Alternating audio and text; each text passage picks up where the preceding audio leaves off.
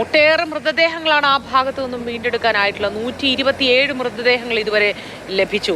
ഈ മലപ്പുറത്ത് നിലമ്പൂർ ഭാഗത്ത് ആ പുഴ ഒഴുകി വരുന്നതിന്റെ തീരങ്ങളിൽ ഇപ്പോഴും സന്നദ്ധ പ്രവർത്തകർ മൃതദേഹങ്ങൾക്കായുള്ള തെരച്ചിൽ നടത്തുന്നുണ്ടോ? ഇന്നത്തെ തെരച്ചിൽ ആരംഭിച്ചോ?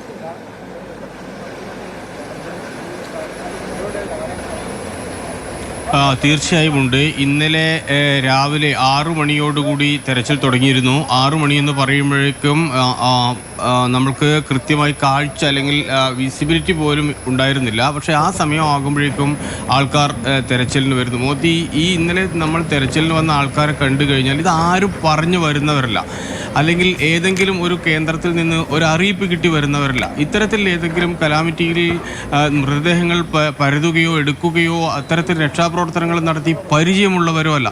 സാധാരണ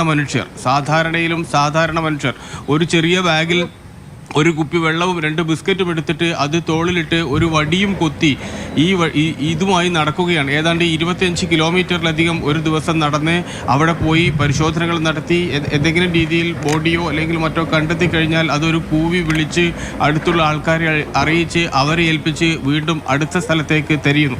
അങ്ങനെ തിരഞ്ഞുകൊണ്ടേയിരിക്കുന്ന ഒരു സമൂഹം. ആദ്യം നമ്മൾ അവരെ കാണുമ്പോഴേക്കും 5-ൽ താഴെ ആൾക്കാരായിരുന്നു. പിന്നീട് അത് എണ്ണം കൂടി ഞങ്ങൾ തിരിച്ചു വരാറാകുമ്പോഴേക്കും ഏതാണ്ട് 300ഓളം ആൾക്കാർ, 200-ലധികം ആൾക്കാർ എങ്ങനെയായാലും ഇതിനകത്തുണ്ട്.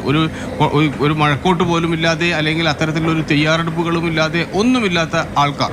ഒരു ഭാഗത്ത് വനം വകുപ്പിൻ്റെയും മറ്റും ആൾക്കാർ പരിശോധനയ്ക്ക് സഹായം നൽകുന്നതിന് വേണ്ടിയുണ്ട്, മറ്റ് സന്നദ്ധ സംഘടനകളുണ്ട്, ഇതെല്ലാം വരുമ്പോഴും നമ്മൾ കാണുന്നത് ഈ പോത്തുകല്ല് ഭാഗത്തിനുള്ള പ്രത്യേകത നമ്മൾ ഇന്നലെ സൂചിപ്പിച്ചത് തന്നെയാണ്.